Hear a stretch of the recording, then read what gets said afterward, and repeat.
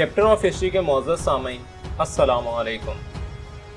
900 साल तक एक चर्च, 500 साल तक एक मस्जिद, तकरीबन एक सदी तक म्यूज़ियम रहने के बाद एक मरतबा फिर मस्जिद बनने वाली आया सोफिया की इमारत अब भी पूरी मजबूती और शान से वहीं खड़ी है। अपनी तवील तारीख में 85 बरस के वक्फे के बाद बाज़नतीनी दौर की अहम इमारत और दुनिया के अजीम तारीखी विरसे में से एक आया सोफिया को दोबारा मस्जिद में तब्दील कर दिया गया है।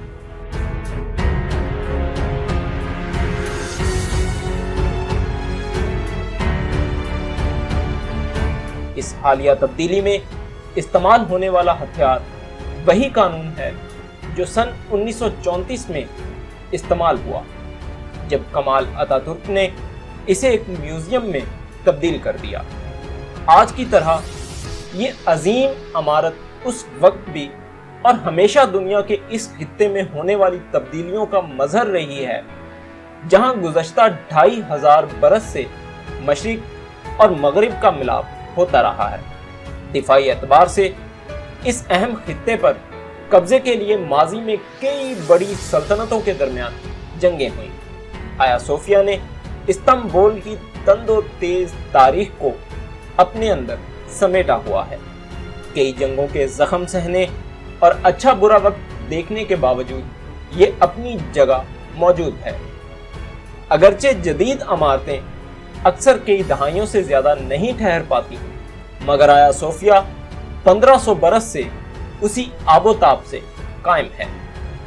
दोस्तों, वीडियो में मजीद आगे बढ़ने से पहले चैप्टर ऑफ हिस्ट्री को सब्सक्राइब करें, इस वीडियो को लाइक करें और बेल आइकॉन पर जरूर क्लिक करें। शुक्रिया।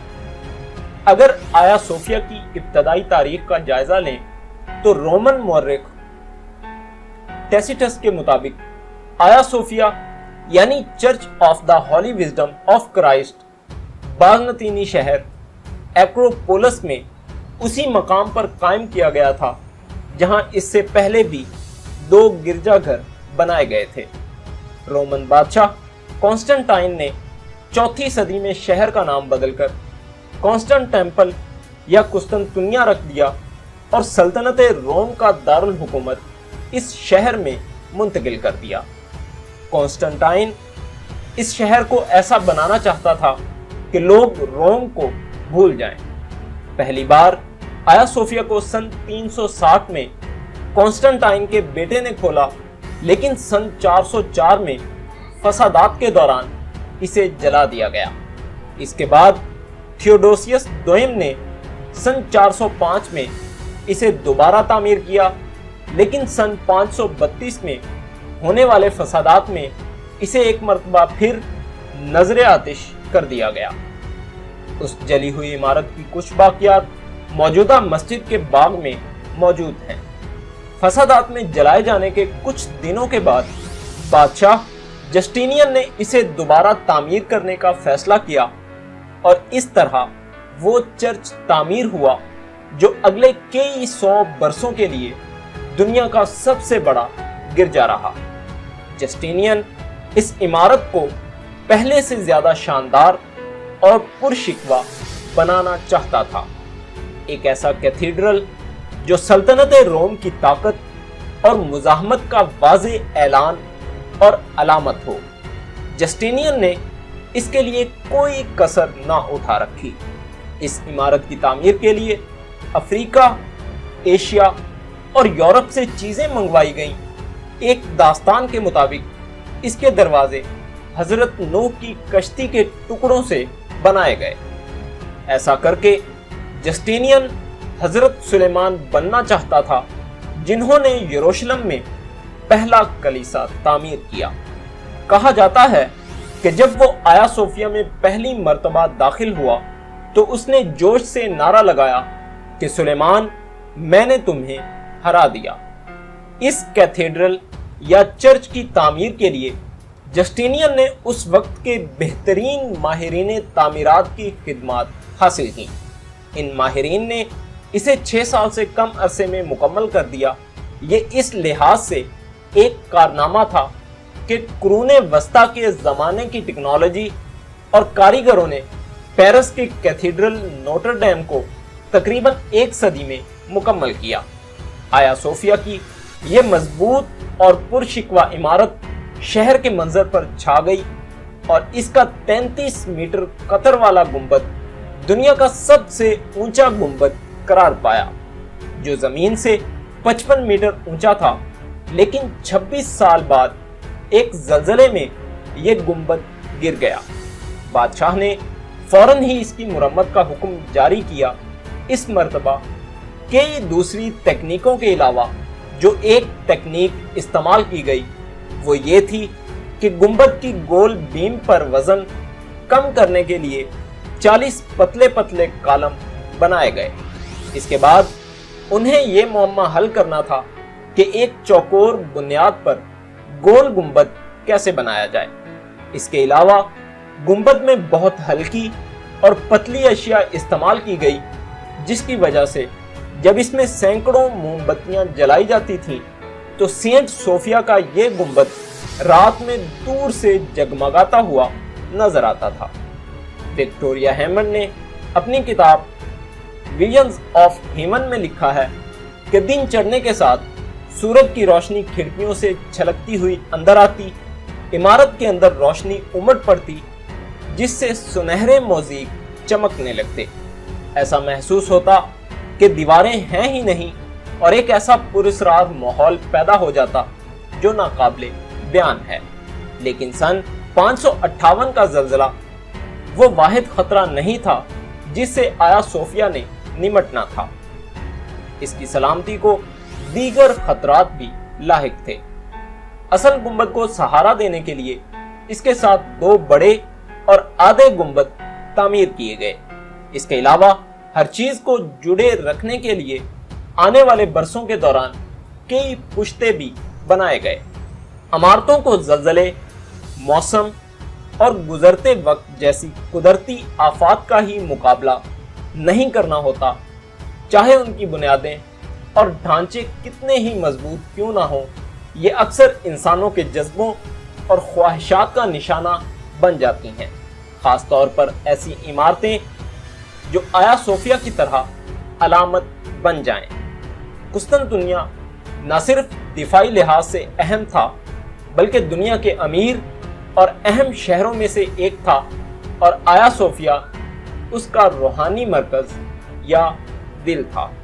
صدیوں تک رومن کیتھولک دنیا اور بازنطینی سلطنت کے درمیان مذہب کی بنیاد پر تنازع رہے۔ آخر میں مغربی حملہ آوروں کے لیے قسطنطنیہ ایک ایسا شہر بن گیا جسے حاصل کرنے کی خواہش کو روکنا بہت مشکل تھا۔ سن 1204 میں جب یورپی حملہ آوروں نے شہر پر دھاوا بولا تو مسیحیت کے مشرقی اور مغربی گروہوں کے درمیان جنگ نے شہر کو تاراج کر دیا۔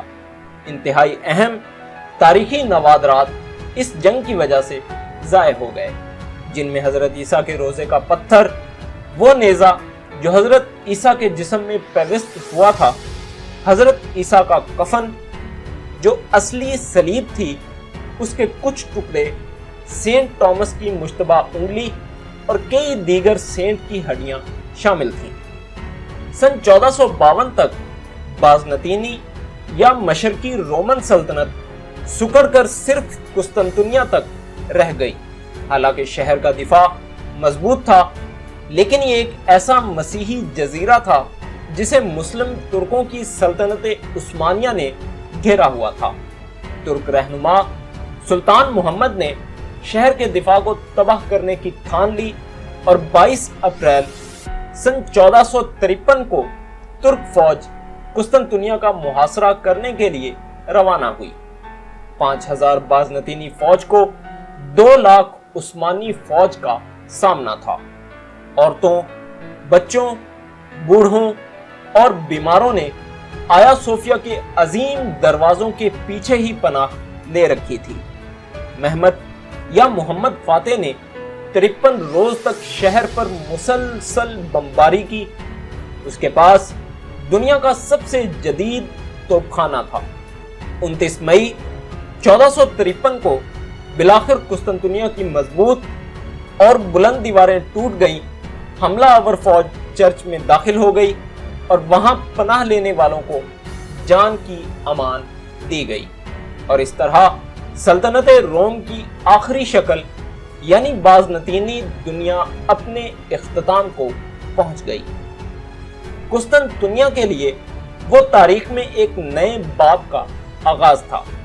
شہر کا نیا نام استنبول ہو گیا، جو ایک مسلم شہر اور سلطان محمد کی سلطنت عثمانیہ کا دارالحکومت بن چکا تھا۔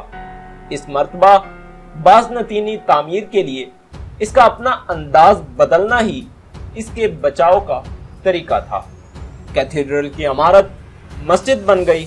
عمارت میں کسی بنیادی تبدیلی کے بجائے اس کے ہر کونے میں ایک مینار بنا دیا گیا۔ آیا صوفیہ کے اندر اللہ، پیغمبر اسلام اور ان کے نواسوں کے نام آویزاں کر دیے گئے۔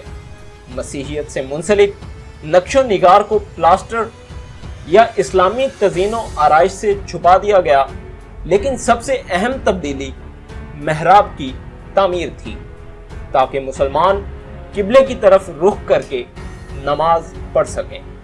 20ویں صدی میں سینٹ صوفیہ کی شناخت ایک مرتبہ پھر تبدیل ہوئی اور یہ ایک میوزیم بن گیا۔